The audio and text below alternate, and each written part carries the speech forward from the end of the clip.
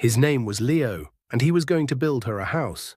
Not just any house, but a fortress of their dreams, with a wraparound porch for the rocking chairs they'd grow old in.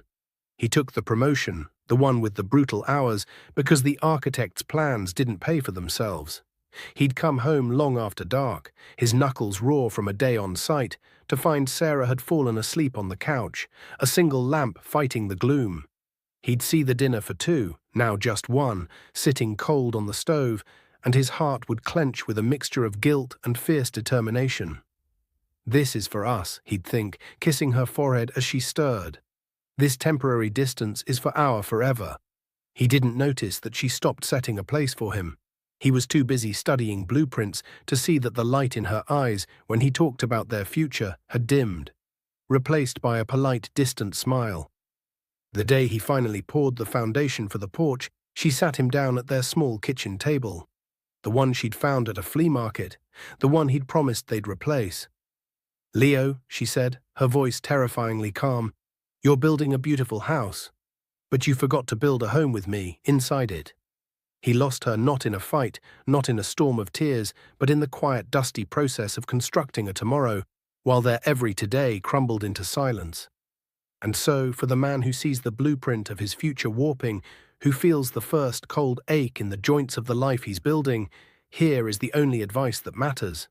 Stop building the house and start living in the home. The arthritis you feel is not a flaw in the materials. It is the symptom of a structure starved of warmth, of a foundation cracking under the weight of deferred joy. You cannot simply add more beams of ambition or slap a fresh coat of sacrifice on the walls. The healing begins with a different kind of architecture. Listen to the sounds of your now, not the future hammering you schedule, but the present symphony you've been ignoring. The rhythm of her breathing as she sleeps, the specific way she laughs at that one old joke, the quiet sigh she makes when she's worried. These are not distractions from your plan. They are the plan. Build with flexible materials. Let a spontaneous dance in the kitchen be more important than a perfectly clean floor. Let a lazy Sunday in bed with tangled limbs hold more value than a crossed-off to-do list. A home that cannot bend with the winds of daily life will splinter. A relationship that cannot pivot from the blueprint to embrace a rainy day change of plans was never a home. It was a project.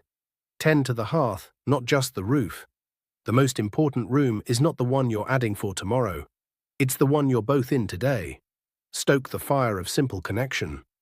Ask a question and truly listen to the answer without mentally calculating how it fits into the grand design. Make a cup of tea for her, for no reason at all. These small, constant acts of presence are the mortar that nothing else can replace. So let the future be a gentle direction, not a demanding master.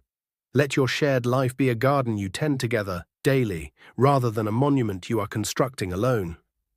For a house can stand empty for decades, cold and perfect. But a home is built breath by breath, laugh by laugh, repaired with apologies and warmed with forgiveness. It is alive. And anything that is truly alive must be lived in now before the arthritis of a distant dream sets in and makes it impossible to move at all.